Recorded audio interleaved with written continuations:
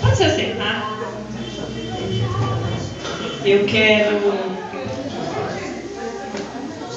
agradecer a Deus, porque nós tivemos hoje realmente uma manhã abençoada, um dia abençoado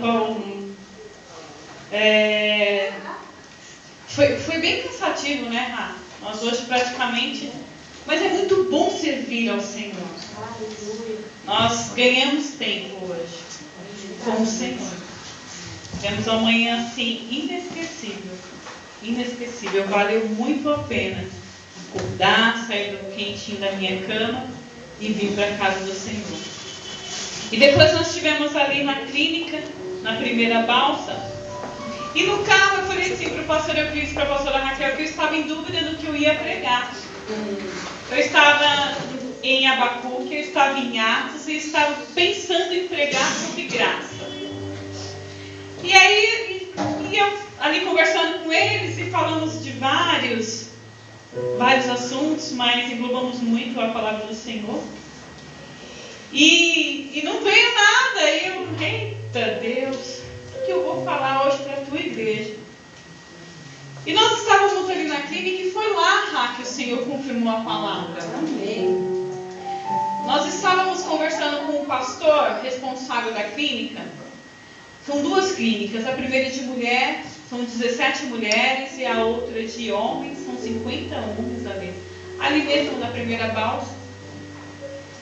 E ele tem um trabalho lindo. Tremendo. E o que me chamou mais atenção, pastor Euclides, foi quando nós estávamos ouvindo aquele louvor no celular dele, que ele falou assim: essa que está cantando é uma pastora. Uma pastora que estava internada pelo uso do crack. E foi aí que o Senhor me levou em Abacuque, que confirmou a palavra. E aí eu ouvi aquilo, nossa, Rabi, deu um aperto no coração, porque o Senhor fala para aqueles que estão de pé, cuidado, para que não caia. E isso me sensibilizou tanto. Nós ali conversando, eu cheguei em casa, eu fiquei um tempo sozinha, eu tive 30 minutos assim para terminar, para concluir a palavra. Terminei inclusive aqui, no comecinho da IBD, e depois no começo do culto. E isso, eu fiquei tão mexida, Lê, com isso de uma pastora, de uma mulher de Deus, e ela é uma levita. Uau, pensa a voz da mulher. Linda. E lá na clínica, ela estava perto de um rio lá, com um violão tocando e cantando lindamente. É que nós não tivemos muito tempo de ficar conversando. Foi uma visita assim para uma determinada mulher. E depois a gente ficou um tempo conversando com o pastor da clínica. Mas aquela mulher mexeu comigo. E eu falei: Senhor, eu vou orar por aquela mulher. E nós voltaremos ali, irmã Cida. Eu quero muito que você vá. E voltaremos ali. Eu quero ter a oportunidade de conversar com aquela mulher, em nome de Jesus. Bom, é um texto muito conhecido, Abacuque 3. Vamos ler o 17, o 18 e o 19. Amém? Diz assim: ainda que a figueira não floresça, nem haja fruto na vide, o produto da oliveira minta e os campos não produzam mantimento, as ovelhas sejam arrebatadas do aprisco e nos currais não haja gado. Todavia eu me alegro no Senhor, exulto no Deus da minha salvação.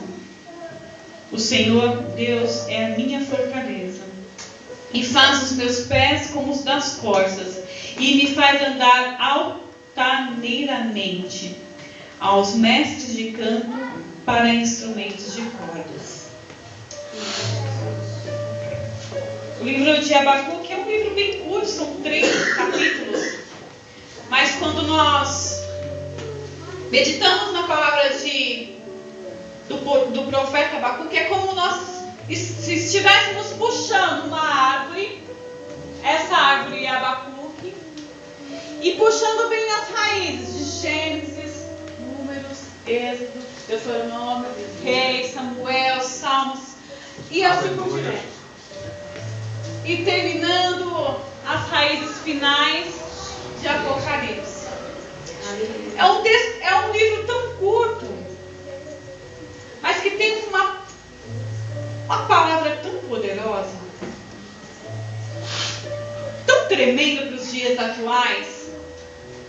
E me levou, e essa semana eu pensando em falar sobre tronco, raízes, e veio assim, selando o que eu passei hoje.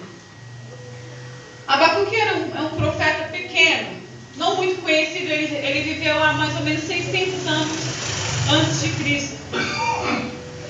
E Abacuque não se sabe muito dele, da vida dele. Conta se ele era casado, se ele teve filhos. Sabe que ele provavelmente era um levita ali. Ele era um levita. E ele estava naquele momento lá em Judá, na terra. E Judá passava por um momento de guerras. Mas não eram guerras civis. Era um querendo ser maior que o outro. Havia um querendo roubar mais do que o outro, mais ou menos o que a gente vive hoje. Meu Deus. Da forma que a gente vê a política de hoje. Um querendo ter o poder, um querendo subir nas costas e achar que é o dono da razão, um querendo destruir, um querendo abater. É mais ou menos que isso acontecia. E o profeta, no comecinho do texto, já lá no 1:4, ele diz assim: sentença revelada ao profeta Abacuque: até quando, Senhor, clamarei eu e tu não me escutarás? Gritar-te-ei violência e não salvarás. Porque me mostra a iniquidade, me fazes ver a opressão, pois a destruição e a violência estão diante de mim. Há contendas e o litígio se suscita. Por esta causa a lei se afrouxa, a justiça nunca se manifesta, porque o perverso cerca o justo, a justiça é torcida. Nesse momento ele coloca Deus contra a parede. Você não está me escutando, Deus? Com perdão da palavra, está cego? Está vendo que os teus filhos estão cometendo justiça em cima de justiça e você não está fazendo nada?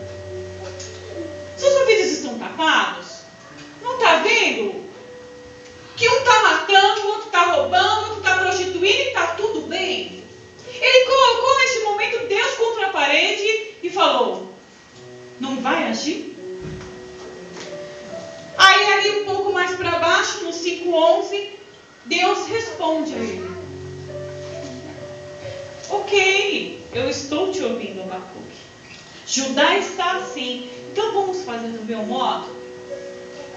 Vamos mandar os babilônicos para lá, homens de forças, onde tem os seus cavalos muito mais fortes e muito mais ágeis, que tem a Sandria, os olhos mais fortes.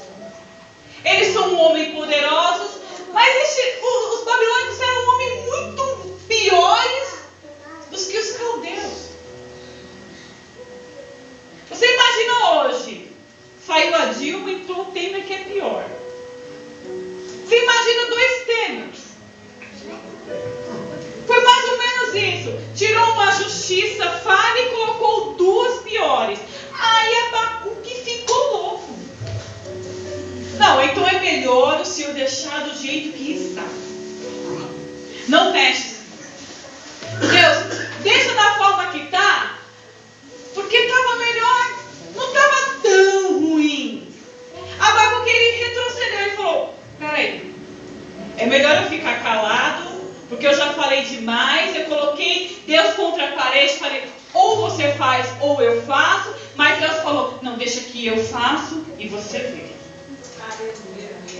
Mas Deus não entendeu. Mas Abacuque não entendeu nem desse de Deus. Está surtando. Ele vai, aí esse povo vai entrar aqui e o que está ruim vai piorar. E ele começou a ficar, até que no momento de lucidez, presbítero Rogério, ele falou: calma, eu preciso respirar, eu preciso confiar e acreditar que o Senhor é comigo.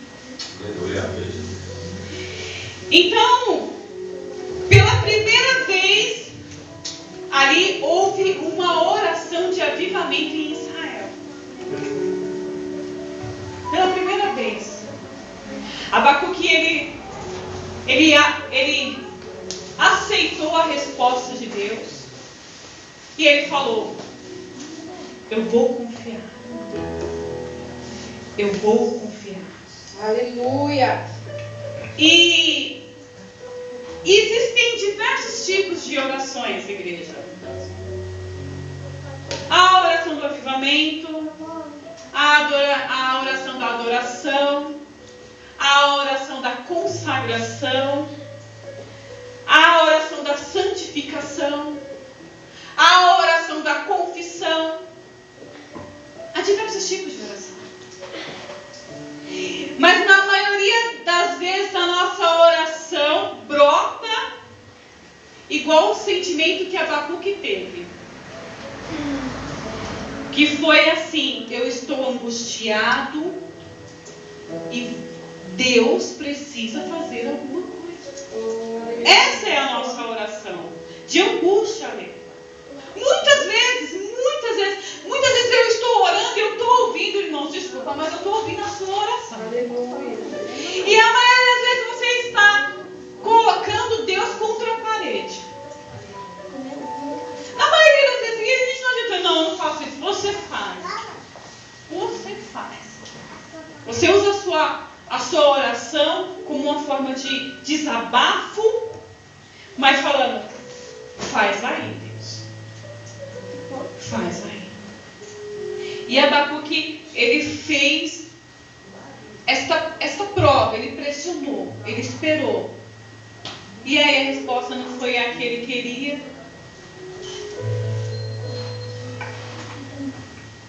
Mas ele disse: eu vou esperar, vou engolir a minha queixa e confiar no Senhor. E geralmente nós temos esse tipo de questionamento. Mas Deus, por que o meu casamento está assim? Por que a minha saúde está abalada? Por que as minhas finanças é um emaranhado de fios? Eu não consigo resolver. É um novelo sem ponta. Por que é que eu não consigo me firmar na igreja? Por que aquele meu vizinho, eu oro, e ele está me atentando ainda mais? Por que é que a minha família ainda não se converteu? O que falta para o meu marido aceitar o Senhor? As nossas orações são assim. São orações de questionamento. São orações de questionamento. Por que eu estudo e eu não aprendo? É verdade. Por que é que eu vou pregar e as palavras fogem? Por quê?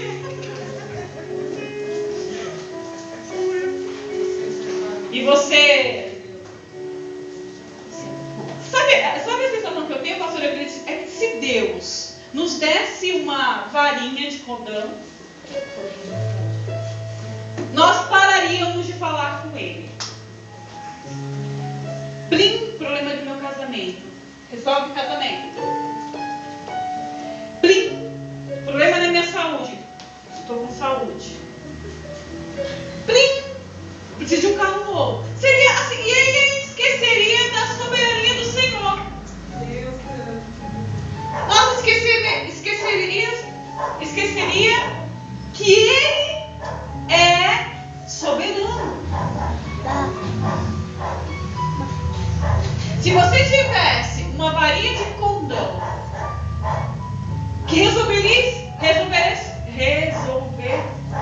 via seus problemas, resolver seus problemas, você não falaria com Deus. É que é verdade. Porque quando você está começando a ficar bem, você começa a deixar de vir para a igreja já. Você começa a diminuir os seus propósitos com Deus. Eu não preciso fazer tanta consagração, já estou bem. Agora imagine se você tivesse a varinha. Aí que você não vinha mesmo. Afinal, você sabe arrumar a sua vida, né? O seu problema é seu. Deus não faz nada, então deixa que eu resolvo da minha forma. Ainda bem que nós não temos varinha. Ainda bem que nós somos completamente dependentes de Deus. Não tem varinha, nem espada. E ainda bem que as misericórdias dele se renovam todos os dias. Se tivéssemos a varinha de condão, esqueceríamos até dessa espada dele. A verdade é que a nossa oração está muito mais alinhada às nossas vontades.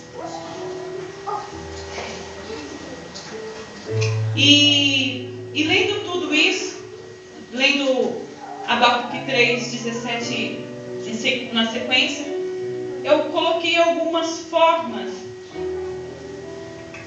algumas dicas que os irmãos vão gostar de como orar. E de como saber que, como vocês não têm a varinha, e nem vai ter, é importante saber orar. Orar é derramar o coração diante de Deus. Oh, aleluia. Perdão da palavra, irmãos, mas orar é você não ter censura do que falar a Deus. Você não precisa ser polido. Você não precisa falar palavras lindas, inefáveis, no meu filho. Você não precisa fantasiar uma oração. Orar é derramar o seu coração diante de Deus. Ele sabe realmente tudo o que você vai falar, mas Ele gosta de ouvir. Então começa a falar mesmo. Orar é isso, é você falar o que está dentro do seu coração. Aleluia. Senhor, eu sou falha, eu sou fraca, eu sou pecadora. Sabe o que eu fiz ali agora? Eu acabei de passar por um homem e fiz um gesto horrível porque ele me fechou. Eu acabei de xingar o meu chefe. Parece bobeira, mas orar é isso, é você derramar diante dele as suas falhas. Senhor, eu não consigo fazer tal coisa. Eu não consigo me libertar do cigarro. Eu não consigo parar de ver pornografia na internet. É você realmente falar para Deus sem censura. Até porque, filha, os pensamentos dele, ele já conhece os nossos pensamentos, nem saiu da nossa boca e ele já sabe o que você vai falar. Satanás, ele não tem o domínio de ouvir os seus pensamentos. Mas o Senhor sabe. Aleluia. Nem saiu, mas ele sabe. Glória a Deus. Em Salmos 62 diz assim: Ele é a minha rocha e a minha salvação, e o meu refúgio, não serei abalado. Se você tem a certeza que Ele é a sua rocha, a sua salvação e o seu refúgio, você não precisa poupar palavras para falar com Deus. É Deus. Você não precisa escolher palavras para falar com Deus. Você só tem que falar com Glória a Deus. Seja honesto com Deus. Seja honesto. Para que mentir para Deus? Para que contar historinha para Deus se Ele já sabe o que você vai falar, o que você errou?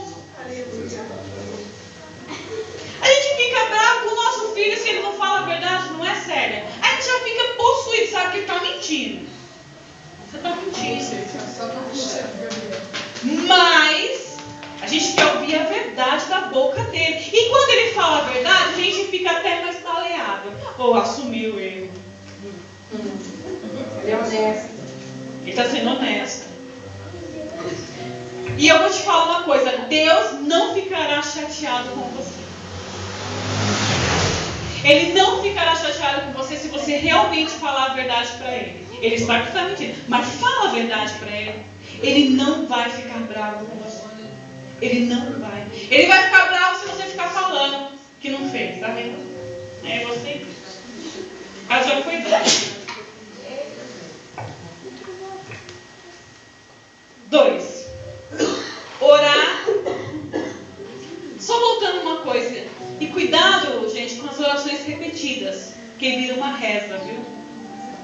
Você vive falando a mesma coisa para Deus. A mesma coisa, a mesma coisa, a mesma coisa. São orações repetidas. Vira uma reza. 2. Orar é pedir a Deus aquilo que Ele nos quer dar. Não aquilo que você quer. 1 João 5,14 diz assim: se sabemos que Ele nos ouve quanto ao que lhe pedimos, estamos certos de que é segundo a sua vontade, Ele nos ouve. Aleluia. E nos dá, e nos abençoa. Mas conforme a vontade dele, não a sua. Daí você me fala, se Deus já sabe o que eu quero, por que Ele não faz? Porque Deus ele não é intrometido, igreja. Ele não é intrometido. Ele não entra sem ser chamado. Ele diz, eu estou à porta e bato. Aleluia. Aquele que abrir, eu entrarei para sair. Oh, aleluia. Deus é um homem inteligente demais, educado. Ele não se intromete se você não o chamou. E Ele tem tantas coisas para nos dar. Mas você está disposto a receber? Oh, aleluia. Você realmente está disposto a receber o que Deus tem para te dar? Aleluia. E se for uma prova? Jesus. E se for um deserto? Glória a Deus. E se for uma jornada? Você está disposto? Se for para Ele quebrar o vaso, você está disposto? Orar é pedir a Deus aquilo que Ele nos quer dar. Recebi uma profecia aqui na igreja no dia do culto das mulheres. Já falei para algumas irmãs. E a irmã me falou assim, é uma mulher de Deus. Ela me falou assim, pastora, você vai passar pelo vale. E eu falei, Ele está comigo? Tá. Então, seja o que Deus, conforme a vontade e querer Deus. Amém. E eu estou confiante, aleluia. Se eu passar no vale, Ele vai me segurar. 3. Orar, portanto, é submeter as nossas vontades à vontade de Deus. Foi assim que o próprio Jesus orou lá em Mateus 16. Pai, que seja feito, não seja feita a minha vontade, mas seja feita a tua vontade. Mas até a gente chegar nesse grau de aceitação da vontade de Deus, em Romanos diz que a vontade dele é boa, é perfeita e é agradável. Me custou muito, pastor Euclides, entender a história de Jacó lá em Gênesis. Porque ele ficou segurando onde ele ficou numa guerra tão travada, e ele falou, só vou te soltar depois que acontecer. Jacó queria ser tão abençoado que a vontade dele acabou sendo mesmo a vontade de Deus. A vontade de Deus acabou sendo a vontade de Jacó. A vontade de Jacó acabou sendo a vontade. Foi um alinhamento. Aleluia. Até que digamos, até que o seu coração diga para o Senhor, faça a sua vontade, a sua oração tem um poder diferente. E Romanos 11 diz assim: quão insondáveis são os seus juízos e quão inescrutáveis os seus caminhos. 4.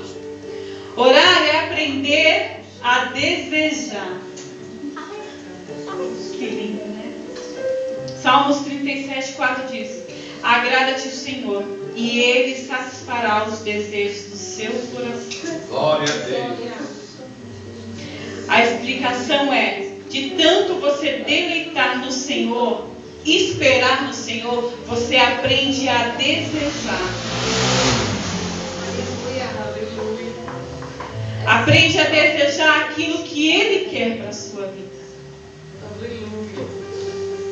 Isso pode até demorar, irmãs, é um processo. A gente não aprende da noite para o dia a desejar as coisas do Senhor.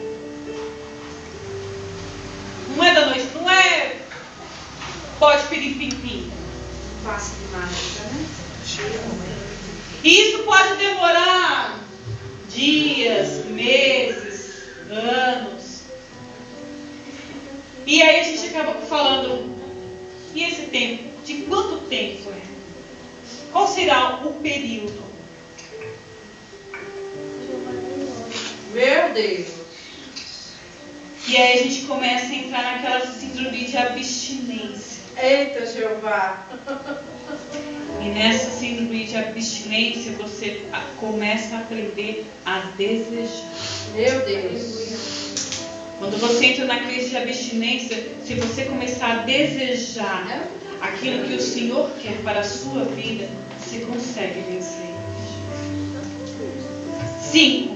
Orar é alinhar a nossa mente e o nosso coração com a mente e o coração de Deus. Ei, Jeová, Deus é lindo. Filipenses 4 diz assim: não tenham ansiosos de coisa alguma. Em tudo, porém, seja conhecido diante de Deus as vossas petições, pela oração e pela súplica, com ações de graça. Orar é alinhar sua mente, o seu coração com a mente e com o coração de Deus. Oh, aleluia. E quando estamos com os nossos pensamentos, coração desalinhado, a sua vontade é diferente da de Deus.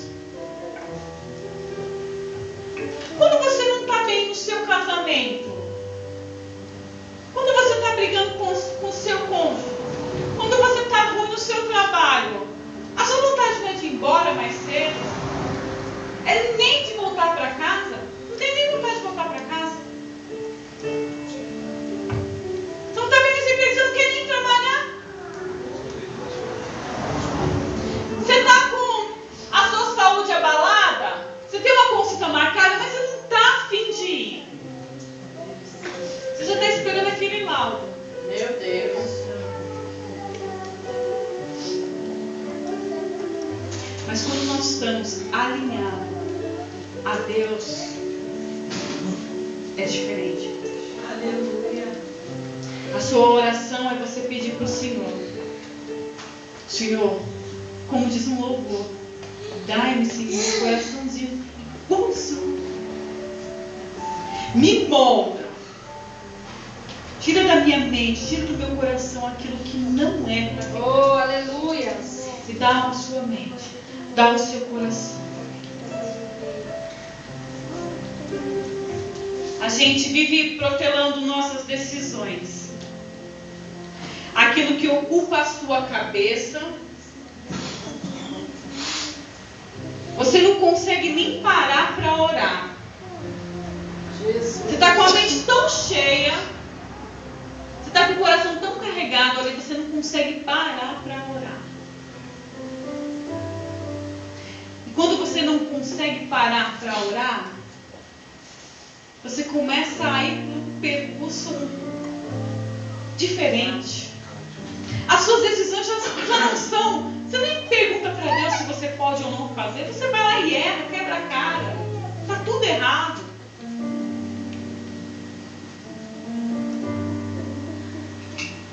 Faz a sua forma, irmão. Vai dar errado. Agora tenta fazer da forma que Deus quer. Glória a Deus. Tenta ouvir a voz do Espírito Santo. Eu ouvi a voz do Espírito Santo quando ele falou: faz as coisas certas, Elisa. Amém. Vai lá, tira a carta, eu sou contigo. Não sou 100% certinha, não. Ninguém é. Quando for, ele recorda. Orar é experimentar este alinhamento dos nossos pensamentos com o de Deus. 6. Orar é entregar tudo para Deus. Salmo 37:5 diz assim: entrega o teu caminho ao Senhor, confia nele e o mais ele fará. O maior segredo da oração de Abacuque, sabe o que foi? O silêncio. Ele confrontou, ele recebeu resposta, ele teve uma tréplica. Mas quando o Senhor falou: eu vou deixar dessa forma, ele silenciou. Ele ficou calado. Ele não retrucou nada. Ele não bateu o pé. Ele ficou em calado. E quantas vezes são as nossas orações de não entregar para Deus? A gente vive falando a mesma coisa. Você não entregou para Deus. Seu filho no homossexualismo, você não consegue entregar. Você acha que não tem jeito? Seu filho vai para o homossexualismo. Não vai. Deus tem promessa. Você não vai ficar enfermo. Só se for da vontade de Deus. E não é?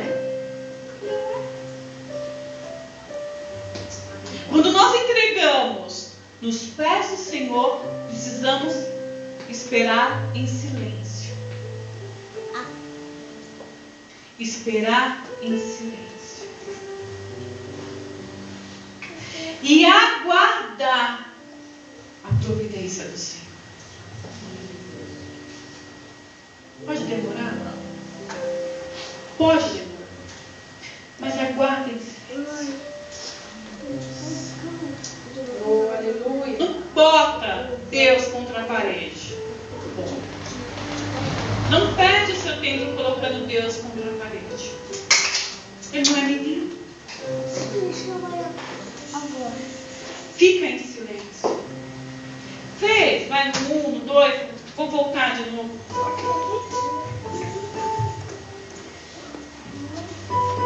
Abacuque. A primeira coisa, pastora Cris, que eu aprendi na história de Abacuque é que Deus não age conforme a nossa vontade, conforme os nossos olhos veem. Porque lá no 17 ele diz que ainda que a figueira não floresça. E Abacuque, antes ele não conseguia imaginar que a flor daria uma figueira. Ele não conseguia imaginar que haveria frutos da videira. Ele não conseguia imaginar que o óleo seria produzido pela oliveira. Ele não conseguia. Enquanto ele ficou ali insistindo, ele foi postergando a vontade do Senhor.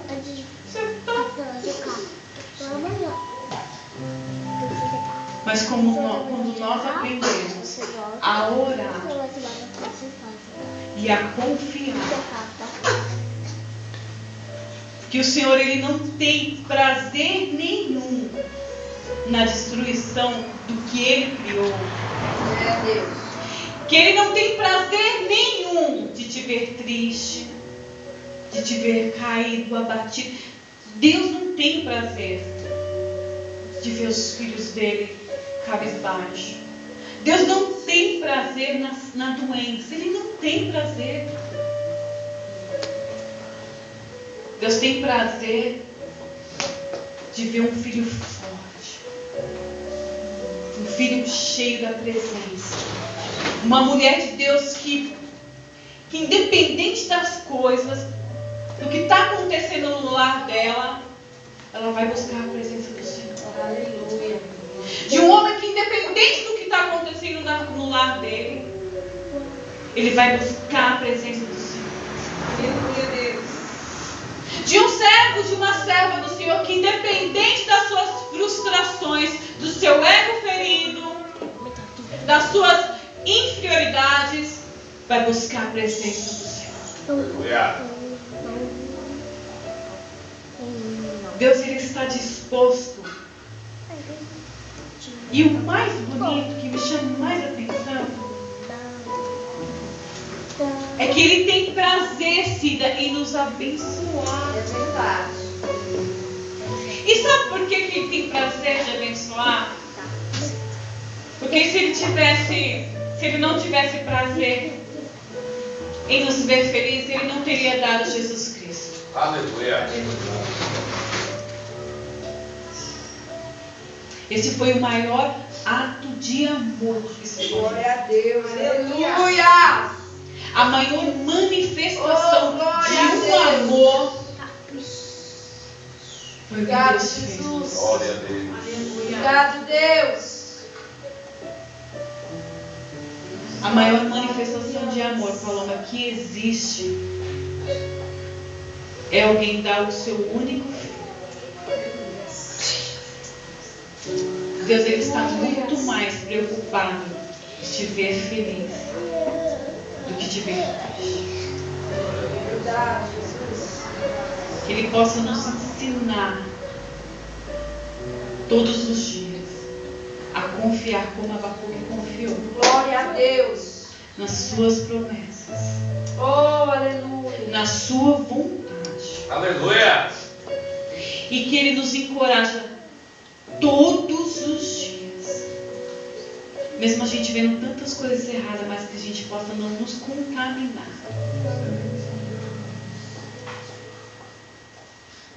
Porque se a gente se contamina, é como se fosse um ramo. Vai alastrando, vai pegando e vai. E para sarar, só muito quimioterapia e radioterapia. Para sarar disso, só muita palavra do Senhor. Só muita oração e muito jejum. Vamos ficar de pé. Glória a Deus. Aleluia. Oh, aleluia.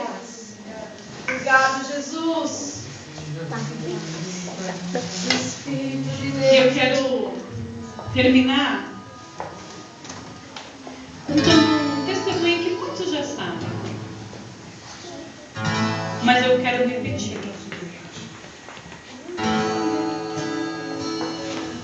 O Senhor Jesus uma vez me falou que eu viria em minha casa servindo ao Senhor. Eu creio. E teve um dia que eu estava ouvindo um CD em casa. E o meu marido entrou e ele sentou. E ele olhou e ele falou assim: se esse Deus fez isso na vida desse homem, ele vai fazer na minha também. Isso foi tudo fruto de oração, igreja. De você confiar e acreditar que Deus muda. Muda. Ele é especialista em mudar cativeiros. É, Deus. Hoje eu vejo aqui homens, mulheres de Deus, que outrora